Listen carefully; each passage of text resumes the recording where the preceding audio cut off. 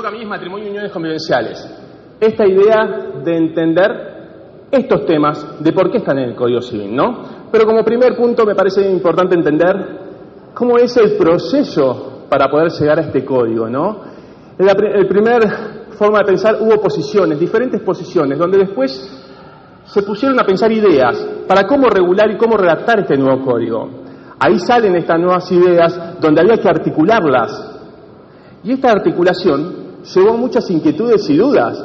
Y eso se vio reflejado en el intercambio de doctrina, en las audiencias públicas que se hicieron en todo el país, donde todos se exponían, todos los sectores se exponían acerca del proyecto de reforma del Código Civil. Hasta que llegó el nuevo Código Civil. Esta nueva idea bien articulada. Y como dice Marisa siempre, este es un código de lo posible, porque obviamente hubiera estado bueno que hubieran más cosas reguladas en este código, pero es una gran base, un gran punto de partida, este nuevo código, para seguir dando luchas en busca de ese reconocimiento de otros derechos que aún faltan reconocer. Ahí está. Por eso, como dice la doctora Ida Quilmelmaje de Carlucci, me parece importante esta frase, dice, las cosas ya no serán como antes, porque la sociedad ya no es como lo era. Y es verdad, en 1871, cuando Vélez Arfield reguló, cuando entra en vigencia el Código de Vélez Arfield, ¿qué se iba a imaginar Vélez que las técnicas de reproducción humana asistida iban a existir? Que una mujer sola podría tener hijos con un donante de gameto espermatozoide. O sea, todas estas cuestiones son recepcionadas por este nuevo Código Civil. Funciona. A ver, perdón. Ahí está. Funciona de una manera y recepciona diferentes realidades. Por eso, para entender este nuevo Código Civil, aquellos que no tienen naturalizados determinadas terminologías, determinados conceptos, necesitamos resetearnos, arrancar de cero. El tema es, no hay que olvidar lo que pasamos y lo que vivimos, pero resetearnos es bueno para poder tener una lectura fluida. El lenguaje es muy claro, no es técnico, lo puede entender cualquiera. Y esto es parte también de la inclusión. Esto es inclusión. Que el lenguaje también sea claro es inclusión. ¿No funciona? Perdón, pero funciona el control. Ahí está. Por eso, abordando el tema de matrimonio, uno podría hacer un análisis, una evolución de esta figura, de este instituto, de este régimen jurídico, ¿no? Podría ver que cuando en 1861 Vélez entra en vigencia el Código Civil de Vélez Arfield, teníamos el matrimonio católico, o sea que los registros estaban dentro de las iglesias. Fue evolucionando con la Ley 2393, el 2 de noviembre de 1888, entra el matrimonio civil en juego. Después tenemos los derechos de capacidad civil de las mujeres en 1926. Después tenemos la Ley 23515 en el 87, donde también entra el divorcio vincular, tema que vamos a hablar después con la doctora Vicky Pellegrini, que va a estar en la tarde hablando de este nuevo divorcio vincular sin expresión de causa. Y después en el 2010 tenemos la Ley de Matrimonio Igualitario, ley donde permite casarse a personas del mismo sexo con otras entre ellas. Y esta idea de la familia matrimonializada, ¿no? Esta idea del concepto de familia tradicional, ¿no? Donde solamente parece que el Código de Vélez Arfield pensara en la familia matrimonializada, paternalizada y patrimonializada. El único que banca el hogar familiar es el hombre. Esta idea de la familia sacralizada, que a través de un acto solemne yo entro en vigencia y entro dentro de un matrimonio. Esta idea de la familia biologizada, que a través de relaciones sexuales solamente puedo tener hijos con mi mujer, naturalmente hablando. La Constitución Nacional nuestra, en el artículo 14 bis, no da un concepto cerrado de familia. Los tratados internacionales y las convenciones internacionales no dan un concepto cerrado de familia. Si no, nos pasaría como les pasa en la Constitución italiana, el artículo 29, donde solamente reconocen como familias a las familias matrimonializadas. Y eso provoca una inseguridad jurídica. Y este código, este nuevo código, que hoy es el primer día hábil, donde lo usamos, donde empezamos a transitar, a caminar con este nuevo código, reconoce a múltiples formas familiares. ¿Y por qué? ¿Porque lo dice la Corte Interamericana? No, porque recepta las realidades sociales. Pero esto se apoya y va de la mano de lo que la Corte Interamericana de Derechos Humanos ha sostenido en numerosos fallos de la misma Corte, que vamos a ver en todas las charlas de hoy que se van a dar, donde deja en claro que la Convención Americana no se encuentra determinado un concepto cerrado de familia, ni mucho menos se protege solo un modelo tradicional de la misma. El concepto de vida familiar no está reducido únicamente al matrimonio y debe abarcar otros lazos familiares, de hecho, donde las partes tienen vida en común por fuera del matrimonio. Y uno se pregunta, ¿qué familias no me está hablando? Familias monoparentales, familias homosexuales, la idea de las uniones convivenciales, esta idea de que se regula el afecto en este nuevo Código Civil. Hay un régimen afectivo. Yo puedo estar con alguien, tener un vínculo y me reconocen como tal esta unión. Eso vamos a ver ahora. Por eso, la idea del concepto de familia ya es más cultural y no natural. Porque múltiples formas de familia vamos a encontrar.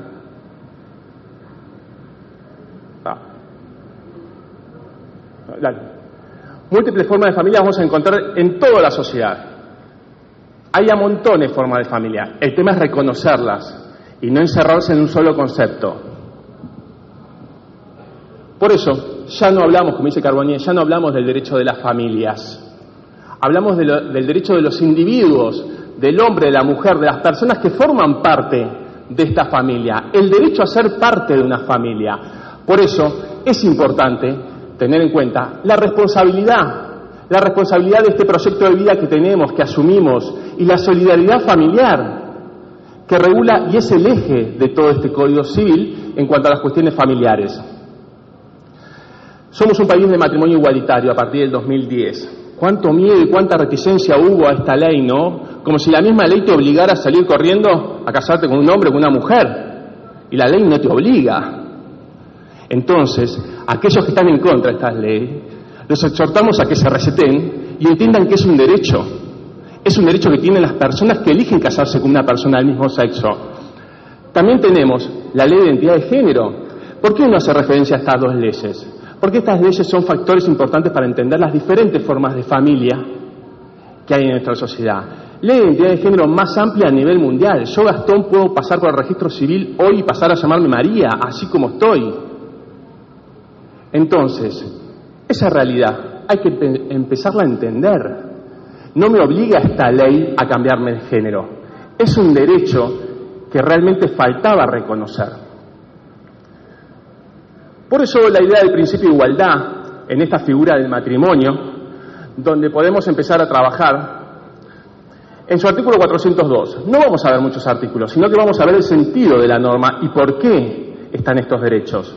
Pero el artículo 402 era necesario manifestarlo y decirlo, donde expresa que ninguna norma puede ser interpretada ni aplicada en el sentido de limitar, restringir, excluir o suprimir la igualdad de derechos y obligaciones de los integrantes del matrimonio y los efectos que éste produce, sea constituidos por dos personas de distinto o igual sexo. No hay ninguna norma que diferencie, hay un plano de igualdad para todos. Punto de partida, libertad y autonomía. Principios esenciales de esta reforma. ¿Y dónde se ve la libertad y la autonomía? En que queda bien en claro la diferencia en que yo puedo elegir casarme y no casarme. Esta idea de que si yo elijo no casarme, tengo bien en claro lo que elegí, que no tengo los mismos derechos que un régimen jurídico como el matrimonio, por más que haya convivido 30 años con alguien. No es igualdad de régimen, o sea, no hay similitud. Entonces, la libertad y la autonomía de que si yo quiero casarme o no quiero casarme, en este código existe. Y deja bien en claro la diferencia entre elegir casarme y no. El tema es, si opto casarme, empecemos por esa figura, ¿no? Si opto casarme, puedo hacer las convenciones matrimoniales. Tanto hablado ahora del tema de convenciones matrimoniales. ¿Cuánto ha salido a la luz esta figura, no? Esta herramienta. Pero hasta el viernes con el Código de Benes Arthur, yo podía hacer convenciones matrimoniales. Podía hacer, pero en solamente 3 cuestiones. La designación y avalúo de los bienes que yo llevo al matrimonio, la enunciación de las deudas, las donaciones que se hagan entre cónyuges. Eso yo lo podía hacer las convenciones matrimoniales. Pero ¿por qué toman tanta fuerza? Porque yo en esta convención matrimonial puedo elegir el régimen patrimonial que quiero tener durante todo mi matrimonio. El tema hay que tener en cuenta, las convenciones matrimoniales solamente pueden tener esos 4 incisos anteriores que veíamos. Si me voy al inciso 4, que son el régimen matrimonial, patrimonial de todo este matrimonio, voy a poder elegir solamente entre estos 2 regímenes. ¿Por qué hablamos de separación de bienes como convencional y supletoriamente la comunidad de ganancias? El tema es que yo voy a poder elegir entre la separación de bienes. Esta idea de que todo mi régimen patrimonial, matrimonial, donde dure mi matrimonio, todo lo que vaya adquiriendo uno es de uno. Y al finalizar el matrimonio con el divorcio vincular, me lo llevo yo, porque es mío y separación de bienes. La comunidad de bienes es diferente y es como era antes, hasta el viernes, 50 y 50. No importa quién lo adquiera mientras lo adquiera durante la vigencia del matrimonio. Es convencional la separación de bienes porque yo tengo que elegirlo. Si no elijo ningún régimen patrimonial, supletoriamente se aplica la comunidad de bienes, la comunidad de ganancialidad de bienes. Eso hay que tener en claro a la hora de asumir el compromiso de firmar en el registro civil este nuevo régimen jurídico. Pasamos. Uno podría pensar, bueno, firmé hoy y me clavé con el mismo régimen toda la vida. O sea, ¿muero con el régimen elegido? No. Yo puedo ir modificando. Puedo ir modificando este régimen patrimonial todas las veces que quiera, pero siempre tiene que haber pasado un año, próxima feminidad, siempre tiene que haber pasado un año de vigencia de este régimen patrimonial. Esta convención matrimonial va a tener que ser por escritura pública. Y muy importante tener en claro que para ser oponible frente a terceros va a tener que estar anotado marginalmente, va a tener que estar anotado marginalmente en el acta del matrimonio, porque si no está publicado, donde yo no tengo acceso a esa información, no va a poder ser oponible frente a terceros. Con el Código de Sarfi, cuando uno contraía matrimonio, el jefe del juez de registro civil nos leía 198, 199 y 200 del Código Civil, obligaciones y deberes del Código. El tema es que ahora, al derogarse el Código Civil, se reglamenta este nuevo Código Civil y se establece el 431. Cuando vaya a casarse a uno, o alguno que vaya a sacar turno para casarse ahora, el juez de registro civil le va a leer el 431, donde bien establece: los esposos se comprometen a desarrollar un proyecto de vida en común basado en la cooperación, la convivencia y el deber moral de fidelidad. Debe prestarse asistencia mutua. Este es uno de los artículos donde más se ha trabajado, donde más se ha debatido, donde más se ha metido mano. Y hay que tener en cuenta esto. Para un régimen jurídico como el matrimonio, la convivencia no es exigible. Porque yo puedo estar viviendo acá en Formosa, mi cónyuge puede estar viviendo en Buenos Aires y seguimos siendo un matrimonio. A diferencia de las uniones convivenciales, que el eje central y el punto esencial es la convivencia. En el matrimonio no.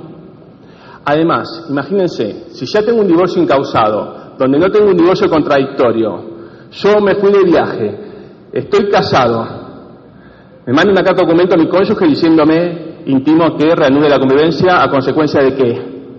Si no me puede hacer un divorcio contradictorio, no me puede iniciar una acción de daños y perjuicios por no estar conviviendo. Este es un trabajo que va a haber que analizar bien qué pasa con esta convivencia, porque no va a poder ser exigible, ni permitirse que se cuele como una causal de daños. Lo mismo, pero con más profundidad, pasó con el deber moral de fidelidad. Y esta idea de las negociaciones que hubieron que hacer a la hora de sentarse a debatir con las diferentes patas de la mesa, porque todos somos parte de un Estado y todos tenemos la libertad y la posibilidad de opinar y aportar. El tema es que sabemos bien, y ya los mismos proyectistas han sido los mismos que han dicho, que la Iglesia tuvo mucho que ver con este principio de fidelidad. El tema es, no promovemos la infidelidad, porque no estamos en la bandera de ser infieles. El tema es, la pregunta es nuestra. ¿Un código civil tiene que decir que tenemos que ser fieles para ser fieles? Si es así, estamos en el horno todos, porque no me puede decir el Código Civil que yo tengo que ser fiel para cumplir con esa fidelidad. Yo tengo que ser fiel porque quiero ser fiel a mi cónyuge. Cuando se negocia el tema de la idea de fidelidad, este principio, se acuerda en ponerlo en el artículo 431, pero como deber moral que no va a poder ser reclamable por daños y perjuicios. Porque si yo, Gastón, somos muchos y a veces los ejemplos son peligrosos, pero nos las vamos a bancar. Si yo, Gastón, me acuesto con mi secretaria estando casado, primero, divorcio contradictorio no tengo. Segundo, daños y perjuicios por haberme acostado con mi secretaria no me van a poder hacer.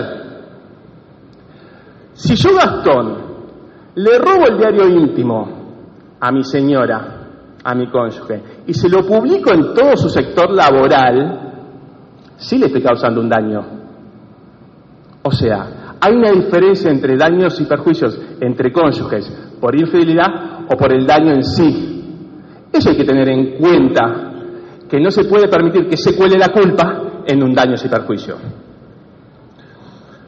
El tema de la asistencia mutua, de esta idea de que los cónyuges se van a deber alimentos, bien deja en claro el artículo que los alimentos van a ser debidos durante toda la duración del matrimonio, parados de hecho, cosa con el Código Civil de Vélez no teníamos aclarado, y que dependía del juez que te tocara, que te otorgara o no los alimentos separados de hecho.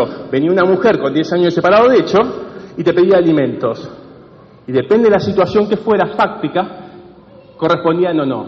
Bueno, estas cuestiones quedan aclaradas en este nuevo Código Civil, el tema de los alimentos entre cónyuges. La segunda parte tiene que ver con los alimentos post-divorcio, que lo vamos a ver con la doctora Pellegrini. Tema cónyuge también, que es importante, el régimen matrimonial, es el tema del apellido. A partir del 2010, como les adelantaba hoy, la ley de matrimonio igualitario permitía que personas del mismo sexo eligieran ponerse el apellido que quisieran. O sea, yo, Gastón, heterosexual, no podía ponerme el apellido de mujer. Había un plano de desigualdad, porque si yo me casaba con Roberto, podíamos cualquiera de los dos poner el apellido de cualquiera. Pero yo, Gastón, me caso con Jorgelina, no podía ponerme el apellido de Jorgelina. Entonces este código recepta la realidad y da un plano de igualdad, iguala para arriba, donde establece que cualquiera de los cónyuges, hetero u homo, puede optar por usar el apellido del otro, con la preposición de o sin ella. Eso queda aclarado en este código también, el tema del apellido. Habiendo avanzado, porque el tiempo es muy poco en la disertación, tenemos solamente 30 minutos, abordamos rápidamente el tema de uniones convivenciales para hacer un paralelismo entre régimen jurídico matrimonio y régimen afectivo, régimen de uniones convivenciales. Uniones convivenciales. Uno se pone a pensar, si yo me caso, Gastón, paso a ser casado, mi estado civil pasa a ser casado. Si yo me divorcio, paso a ser divorciado. Si yo convivo, ¿qué paso a ser? Las uniones convivenciales no cambian, no causan estado, no cambian el estado civil. Por lo tanto, yo voy a ser conviviente. En todas las documentaciones que haga, que lleve adelante, voy a poder pedir qué estado tenés, cómo es tu situación familiar, y soy conviviente, por una cuestión de efectos y protección que se le dan a este instituto para poder garantizar también a los terceros. O sea, yo empiezo a pensar de otra manera ahora, empiezo a contratar diferente, porque hay obligaciones y solidaridades que tengo que pensar a tener en cuenta con estos nuevos régimen jurídico y régimen afectivo de las uniones convivenciales. Por eso uno se pregunta, ¿qué son? Son parejas que tienen un proyecto de vida en común, que son el elemento estructural, un proyecto familiar. ¿Y de dónde surge esta idea? ¿De dónde surge la idea del proyecto de vida en común? Porque uno se pregunta, bueno, el capítulo de las uniones convivenciales, el título tercero del libro segundo, son solamente 20 artículos. Nada más que 20 artículos las uniones convivenciales. Surge el artículo 509, que es el primer artículo donde empiezan a tratarse el tema de las uniones convivenciales, que bien dejan claro que las disposiciones de este título se aplican a la unión basada en la relación, tengamos en cuenta esto, afectivas de carácter singular, pública, notoria, estable, permanente de dos personas. Hasta ahí soy yo viviendo con mi mejor amigo estudiando abogacía. O sea, relación afectiva de carácter singular, pública, notoria, estable y permanente de dos personas. El tema, que ¿dónde reconozco las uniones convivenciales? Que comparten un proyecto de vida en común, sin importar el sexo que tengamos. Si puedo lo más, si puedo casarme con una persona del mismo sexo, puedo convivir con una persona del mismo sexo. O sea, tiene que haber un proyecto de vida en común, una idea de formar una familia. Esto no quiere decir tener hijos o no tener hijos. No es obligación para formar una familia tener hijos, sino esta idea de compartir, no de pagar el alquiler a medias, pagar la luz y el gas con mi amigo, sino este proyecto de vida en común. Por eso, en el sistema de derecho francés, el Código, cuando Napoleón Bonaparte lo presenta, bien dejaba establecido, duro, la frase, pero dice, los concubinos prescinden de la ley se desentiende de ellos. O sea, vos no te sometes a un régimen, yo no te reconozco como tal. Y el punto de partida también para entender las uniones convencionales es por qué regularlas, ¿no? ¿Por qué? Y hay varias respuestas al respecto. ¿No funciona? Hay varias respuestas, pero tenemos que pensar en tres, principalmente. ¿Por qué regular las uniones convivenciales? Principio de realidad. ¿Qué pasa? Yo voy caminando por la calle y voy preguntándole a la gente cuál es su situación sentimental, si está casado o está conviviendo, y tenemos muchas uniones convivenciales en la sociedad. Esta idea de que se hizo el censo del 2010, donde éramos 30 millones de personas en Argentina, y 17 millones de argentinos estábamos en parejas, y dentro de, como estudié los números, y dentro de esos 17 millones, el 60% estaba casado y el 40% estaba viviendo una unión convivencial. Uno se pregunta, ¿qué onda? ¿Y dónde están las uniones convivenciales reconocidas? ¿Dónde están los derechos de estas personas que viven en esta forma familiar? ¿Dónde las reconozco? ¿Dónde las protejo? Y este nuevo código protege a las uniones convivenciales, además de reconocerlas. Sumado a eso, tenemos que ver dentro del principio de realidad, tenemos que tener en cuenta que hay poblaciones, como es la provincia de Formosa, que tiene más del 54% de su población viviendo en una unión convivencial. Y eso también implica la obligación como Estado de reconocerlas y garantizarles los derechos a esa forma familiar.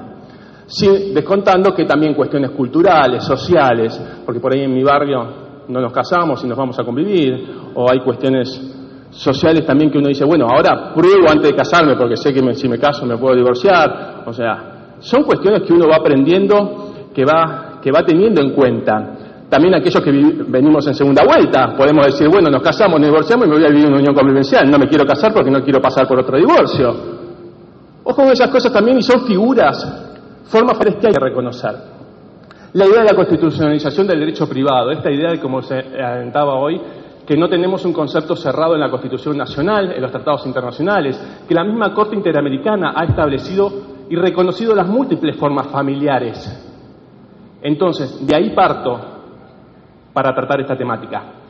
La protección dispersa y disparidad de criterios jurisprudenciales es otra respuesta a por qué regularla. Porque si voy a estar dependiendo del juez que me toque para que me reconozca como unión convivencial y posteriormente los derechos de esa unión convivencial, y bueno, hay una inseguridad jurídica importante. Y podemos ver que legislativamente teníamos leyes satélites, la ley de donación de órganos, depende si tengo 3 años de convivencia o 2 años con hijo, podía donar, la ley de violencia familiar, la ley de locación urbanas, las leyes, ahora se me olvidó, la ley de pensión, dependiendo 5 o 3 años, o sea, tenemos leyes satélites que sí daban protección y derechos al concubino, porque no se hablaba de conviviente. Tema que vamos a abordar ahora en el tema del concepto. Y también pasaba con los diferentes criterios jurisprudenciales, esta idea del daño moral. En 1078 del Código de Vélez-Sarsfield, herederos forzosos solamente tienen derecho al daño moral. Inconstitucionalidades de todo tipo se han decretado para dar derecho al conviviente. Daño material, esta idea del bien de familia, también se ha decretado la inconstitucionalidad de esta ley en favor de los convivientes. Ley de bien de familia que ya quedó derogada y le da la protección en este nuevo Código Civil a partir del artículo 244 y siguientes. Por eso podemos ir cerrando en cuanto a la primera parte de uniones convivenciales, en que los elementos de esta figura, de este nuevo instituto, son la estabilidad, porque me va a requerir un plazo, proyecto de vida en común, monogámico. Acá no se pueden poner contentos algunos con el fallo que salió en Brasil, donde sentenciaba y reconocía la poliafectividad. O sea, 3 personas mayores de edad podían estar en una forma familiar poliafectiva. En la Argentina es monogámica, lo mismo que el matrimonio. Indiferente de la orientación sexual. Como le decía antes, si puedo lo más, puedo casarme, puedo convivir con una persona del mismo sexo. ¿Cómo regularlo, no? A la hora de sentarse y pensar esta idea de cómo llevar adelante y comparar la jurisprudencia, la doctrina, las normas de otros países, podemos ver diferentes y múltiples formas de regularse. Entonces me parecía importante destacar la diferencia entre equiparación del matrimonio a una unión convivencial y la idea de abstenerse y no decir nada. ¿Qué pasa? Que nosotros veníamos en esa situación de abstención, el Código de Bellas Artes era abstencionista. Hoy la idea de ser proteccionista, regular los efectos para garantizar los derechos de aquellos que forman parte de esta unión convivencial.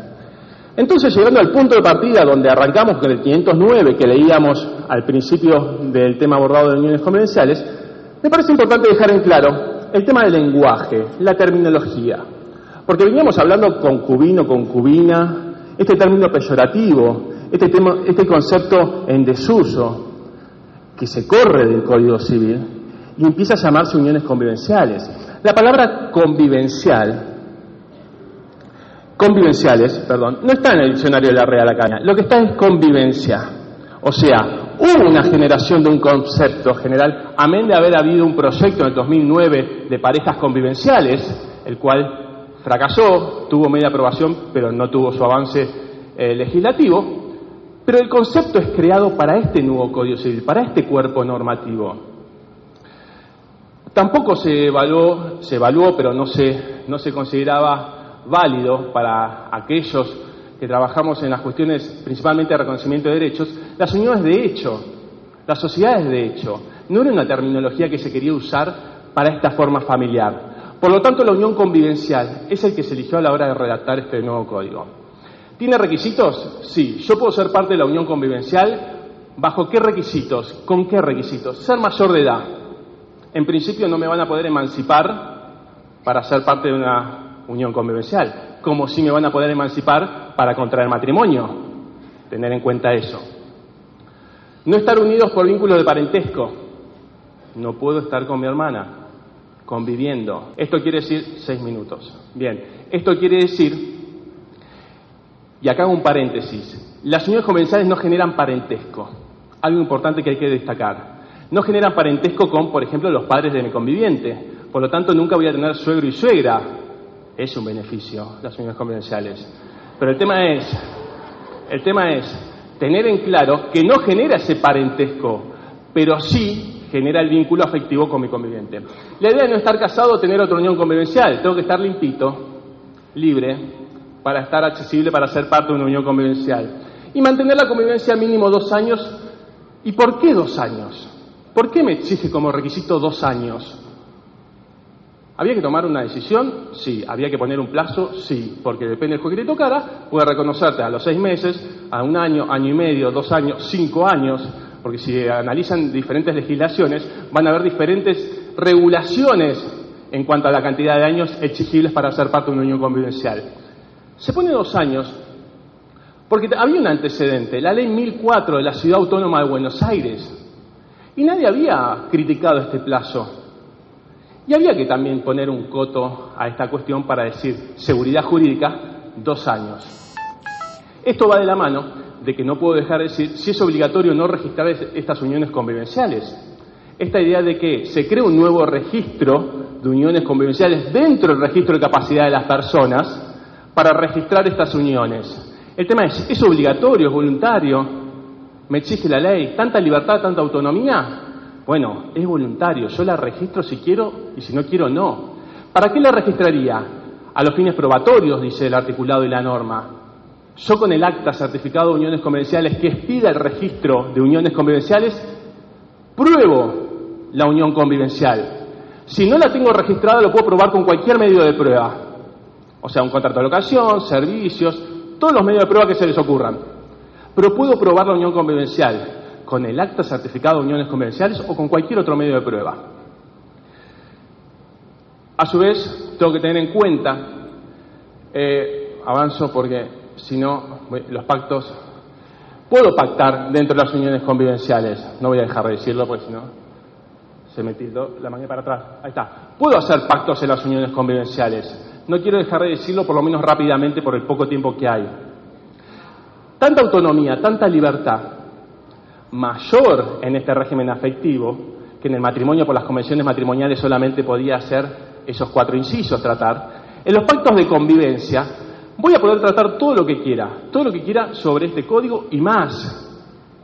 El tema es que no voy a poder ir contra determinados artículos y el orden público. El piso mínimo obligatorio que establece estos pactos de convivencia son la asistencia. No puedo acordar algo que sea no voy a deberte asistencia durante la convivencia, alimentos durante la convivencia. La contribución a los gastos del hogar, esta idea de quién banca la vivienda familiar, quién se hace cargo de los chicos, dependiendo de los recursos de cada uno de los convivientes. Este artículo lo iguala al régimen matrimonial, tener en cuenta, a uno lo deriva a ese artículo. La responsabilidad por las deudas frente a terceros, esta idea de las deudas solidariamente responsables de los convivientes, derivándote al régimen matrimonial igualmente. Y la idea de la protección de la vivienda familiar. Este artículo, que ahí iba de la mano con el tema de la registración, donde hay una diferencia dentro de las uniones convivenciales, no registradas y registradas. Yo le decía que uno registraba las uniones convivenciales a los fines probatorios. Bueno, pero también tiene un plus.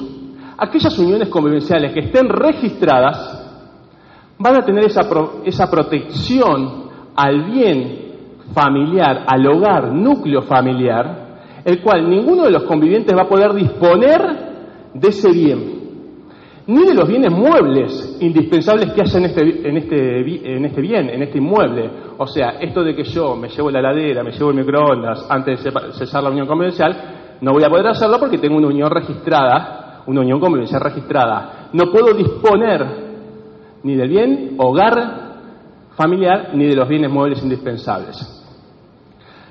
Rápidamente tengo que entender que la unión convivencial puede cesar, porque el amor dura, pero bueno, no sabemos cuánto puede durar. Si puedo divorciarme fácilmente, también voy a poder cesar fácilmente. Tengo un divorcio vincular mucho más fácil que el divorcio que establecía el Código de Vélez-Sarsfield. Cesar también tiene que ser fácil. El 523 establece 7 causales. 7 causales que hay que tener en cuenta la fecha de cese. ¿Y por qué es importante la fecha de cese en la unión convivencial? Porque va a ser en muchos casos lo que establezcan los efectos.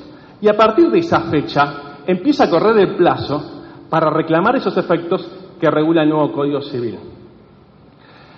Causales de cese de uniones convivenciales: por la muerte de uno de los convivientes, fecha cierta tenemos ahí, ¿no? Más que claro. Por la sentencia firme de ausencia con presunción de fallecimiento de uno de los convivientes, por matrimonio o unión convivencial de uno de los miembros, o sea, él o ella se fue con otro, por matrimonio de los convivientes, yo Gastón con mi conviviente me casé, ahí cesé mi unión convivencial, por mutuo acuerdo, por voluntad unilateral de alguno de los convivientes notificada fehacientemente al otro.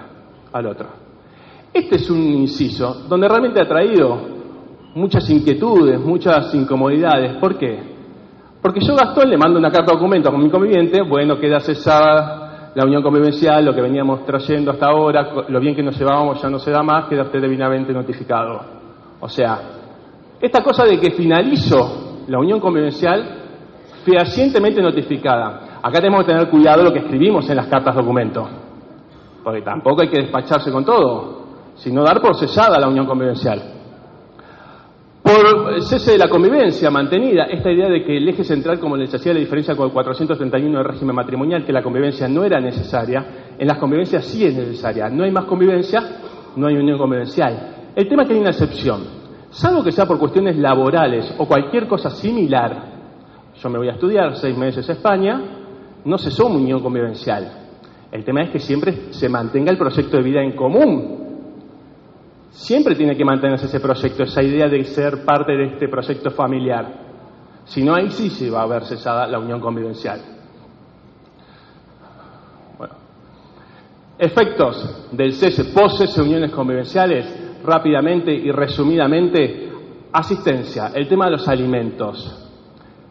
Post-divorcio tenemos alimentos, los vamos a ver ahora en un ratito. Post-cese, uniones convivenciales, no puedo reclamarle alimentos a mi conviviente, salvo que le hubiera que le hubiera pactado en el pacto de convivencia que iba a deber alimentos post-cese de la unión convivencial. Si no, no puedo reclamarlo. 1, matrimonio, 0 uniones convivenciales. Por eso le decía hoy que no es lo mismo elegir casarse que no casarse. ¿Qué pasa con la compensación económica? Esta figura que vamos a ver en el transcurso del día hoy, esta cuestión de desequilibrio manifiesto, situación de empeoramiento de uno de los convivientes, cesada la unión convivencial. Literalmente, cesada la unión convivencial, queda en pampa y la vida uno de los convivientes. Queda desamparado y vulnerable. ¿Le va a corresponder la compensación económica? Bueno, habrá que analizar cada caso, porque finalizadas todas las uniones convivenciales no va de la mano de la compensación económica. O sea, tiene que haber un desequilibrio manifiesto económico para que sea viable esta acción. ¿Qué pasa con la vivienda? La atribución de la vivienda. 2 casos. Uno es la simple atribución de la vivienda cuando queda a cargo de los hijos o no tiene posibilidad de procurárselos. Y la vivienda por atribución por muerte del conviviente. Este derecho real de habitación gratuito que va a tener el conviviente, siempre y cuando no esté en condominio con un tercero ese bien. Todo esto a partir de la apertura de la sucesión, día de cese del conviviente. O sea, hay que tener en claro cuáles son los derechos que van a tener los convivientes para poder reclamar post-cese de la unión convivencial. Terminando, los derechos que podemos encontrar fuera de este libro tercero, título segundo de las uniones convivenciales, donde encontramos a los convivientes. En tema de la adopción conjunta, artículo 312 del Código de Vélez-Sarsfield, decretado de inconstitucionalidad de todos los colores, donde solamente el 312 establecía que los cónyuges y las personas solas podían adoptar. Bueno, este código nuevo, civil y comercial, recepta la realidad y la nueva forma familiar de las uniones convivenciales y le habilita a los convivientes a adoptar. La opción de integración del hijo del conviviente, yo puedo adoptar al hijo de mi conviviente, la idea de indemnización de las consecuencias no patrimoniales, la vivienda como derecho esencial y derecho humano de la persona, y el progenitor afín, alimentos al hijo del conviviente. Finalizando, yo, Gastón, me voy a convivir con una mujer, un hombre, ya termino, con una mujer o un hombre que tiene un hijo, soy el progenitor afín, la figura del padrastro o madrastra, bien, mal llamado, yo puedo deberle alimentos, o sea, yo voy a tener la obligación alimentaria mientras dure esa convivencia. Cesada la unión convivencial, ya no tengo esa obligación alimentaria, excepto que el cese haya provocado un daño en esa criatura, en ese hijo de mi conviviente, y el juez pueda fijar una cuota asistencial y transitoria por un tiempo determinado. O sea, no condenemos a todas las personas que tienen hijos a formar nuevas parejas, porque si no, uno no se juntaría nunca con alguien que tenga hijos. Pero el tema es, la obligación está mientras dure el proyecto de vida familiar de forma conjunta, no posterior, excepcionalmente sí. Por eso, esta frase me gusta para terminar, que dice: la sociedad existe para el beneficio de sus miembros, no los miembros para el beneficio de la sociedad. Y este código tiene muchísimo de igualdad, pluralidad, libertad, autonomía, solidaridad y responsabilidad. Es un código de la gente para la gente. Son derechos que tenemos que conocer todos, no tan solo los abogados para saber cómo ejercerlos. Desde ya, muchas gracias a todos. Muchísimas gracias, doctor. Invitamos a un break de 20 minutos. En el predio encontrarán un escenario armado destinado a los más pequeños, donde el grupo de